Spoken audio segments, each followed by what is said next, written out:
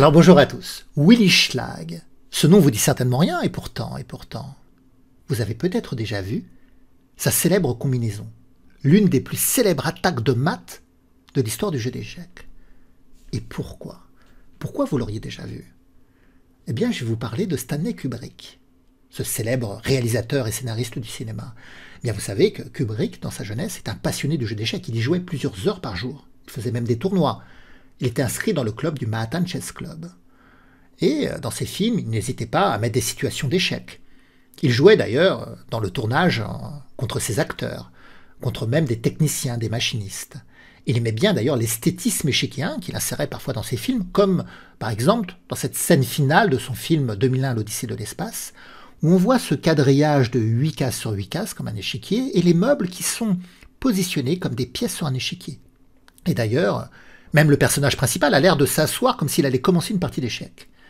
Et dans ce film, à un moment donné, il y a une partie d'échecs qui est jouée. Vous savez, c'est l'histoire d'une mission spatiale dans un vaisseau spatial, donc il y a 2 astronautes et un ordinateur de bord doté d'une intelligence artificielle que l'on appelle HAL. Et à un moment donné, cet ordinateur HAL va jouer une partie d'échecs contre un des astronautes, Frank Poole. Et c'est cette partie d'échecs que je vais vous montrer.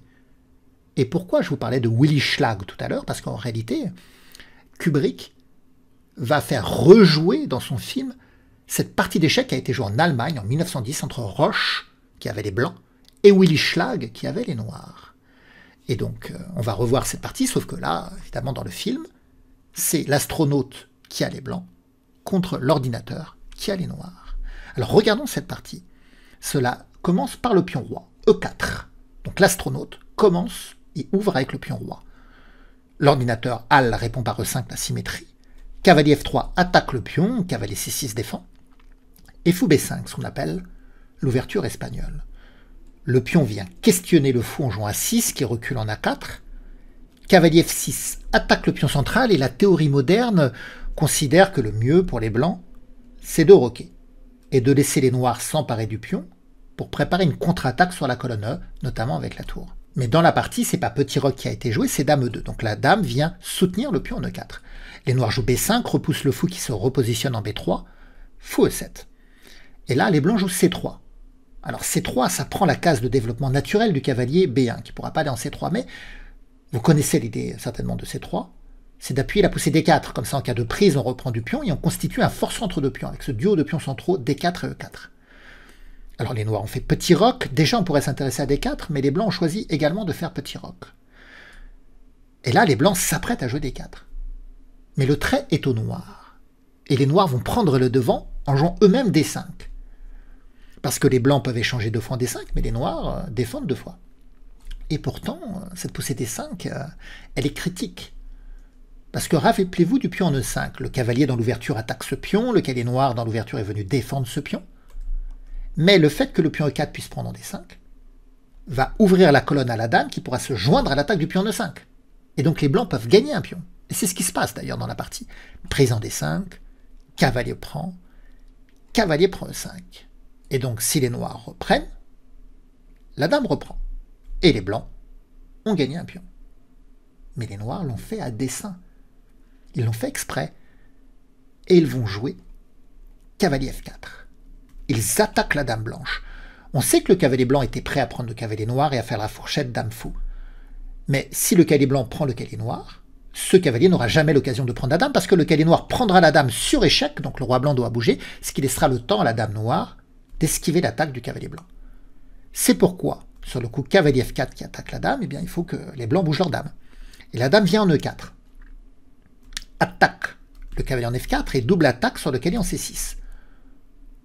Donc, les noirs prennent, et là, ce qui est dur à voir, c'est qu'en réalité, le meilleur coup, ce n'est pas de prendre la tour, et ce n'est pas de prendre les 2 cavaliers.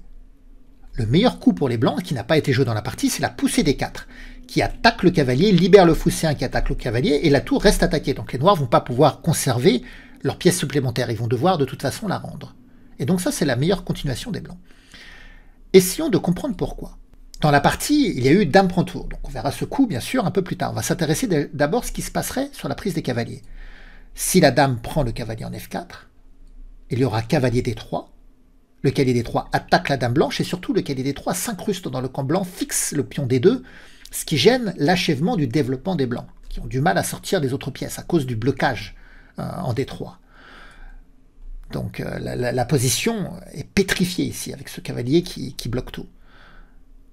Donc dans la position, dame prend F4 n'est pas recommandé. Si on fait dame prend cavalier, il peut toujours y avoir cavalier D3 ou même fou D6 d'abord. Alors je vous l'ai dit, D4 est le meilleur coup. Mais dans la partie, c'est dame prend tour qui a été joué. Et là, qui va aller en D3 sur cette case faible? Ce ne sont pas les cavaliers, c'est la dame. Elle vient donc fixer, immobiliser la position blanche à l'aile dame, qui a du mal à se développer, et la dame en D3 crée une menace. La menace maintenant, alors je sais que c'est au blanc de jouer, mais la menace c'est de jouer cavalier E2 échec, pour que le cavalier oblige le roi à se déconnecter de la pression de la protection de la tour. Alors je sais que c'est au blanc de jouer, mais regardons ce qui se passerait si c'était encore au noir. Cavalier E2 échec, le roi doit bouger, la tour n'est plus protégée, elle est sous le viseur de la dame, et donc on pourrait jouer cavalier G3 échec. Si le roi revient en G1, dame prend tour mat, puisque le cavalier protège. Et si le pion prend, ça va donner un mat en quelques coups, avec cette position de mat, puisque le fou protège le cavalier et la dame attaque comme dans un tunnel le roi blanc. Donc lorsque la dame vient en D3, ça menace cavalier E2 échec. Il y a une autre menace cachée également, c'est que la dame en s'extirpant de la case D8, elle va libérer le vis-à-vis tour dame, c'est-à-dire que dès que le fou bouge, la tour attaquera la dame blanche. Et ça, les blancs, ils doivent y faire attention. Alors dans la partie, comme les noirs menacent cavalier E2, le fou est revenu en D1, comme ça sur cavalier E2, le fou pourra s'échanger. Mais, comme je vous l'ai dit, le vis-à-vis tour dame va se dévoiler. Fou H3. La tour attaque la dame, et le cavalier le fou attaque le pion G2. Dame prend 6 a été joué, fou prend G2, le cavalier protège le fou, la dame menace de prendre la tour sous protection du fou et de faire mat, donc la tour se décale en E1. Et là, on le voit d'ailleurs dans le film, après tour E1, l'ordinateur, Hall, explique à Frank Poole qu'il n'a pas tout vu, et qu'il va y avoir dame F3, et sur fou prend, cavalier reprend, échec et mat. Et que c'est forcé. Alors, Frank Poole, il regarde la position, il dit « Ah oui, oui, tu as raison », et il abandonne. Donc sur le coup, dame F3. Effectivement, sur fou prend, cavalier prend, il y a mat. Et le problème, c'est que si les blancs ne prennent pas la dame, il va y avoir cavalier H3 mat quand même. Donc l'attaque de mat est forcée. Enfin, pas si rapidement. Et c'est là qu'on voit les deux défaillances de l'ordinateur. Des défaillances peut-être volontaires en fait. Le coup dame F3, qui est le coup brillant, qui va gagner avec les noirs, est mal annoncé par l'ordinateur. Et ça va montrer une première défaillance de l'ordinateur. Je m'explique.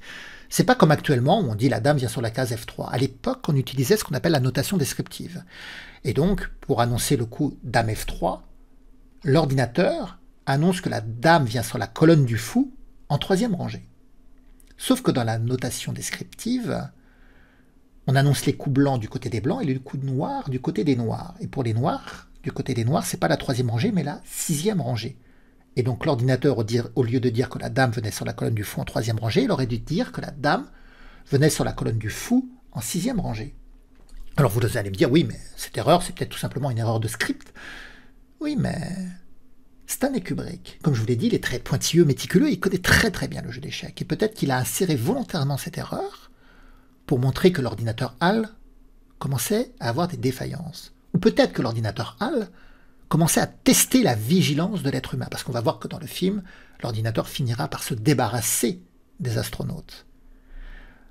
Alors, il y a une autre erreur, qui n'est pas une erreur de notation cette fois-ci, ou de description des coups. C'est que quand la dame vient en F3, Hall, l'ordinateur, annonce un mat forcé. Il annonce fou prend, cavalier prend, mat forcé en deux coups. Tac, tac, après dame F3. Sauf qu'en réalité, le mat, il est plus long. Les blancs sont pas obligés de prendre la dame. Alors certes, je vous l'ai dit, si les blancs ne prennent pas la dame, il y a cavalier H3, mat qui va arriver.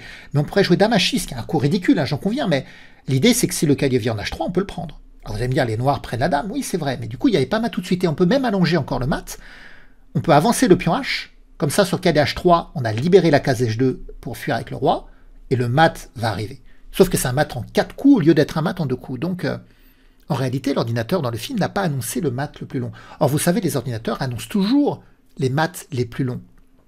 Donc, c'est peut-être encore une fois un test de l'ordinateur pour voir si l'être humain valide, pour voir si Frank Poole est vigilant et voit tout ça. Et Frank Poole, lui, il n'a rien vu. Il a accepté le mat rapide. Il n'a pas contesté la variante de l'ordinateur. Donc voilà, c'est peut-être des premiers prémices, indices des défaillances de l'ordinateur dans ce film. Bien, vous pouvez me laisser des commentaires, des pouces. Vous pouvez d'ailleurs me dire ce que vous pensez de ces défaillances ou de cette partie, parce qu'après tout, c'est une partie réelle qui a été très bien jouée par Willy Schlag dans l'histoire. Et puis, vous pouvez partager la vidéo et on se retrouvera bientôt pour de nouvelles histoires, de nouvelles aventures. Au revoir à tous!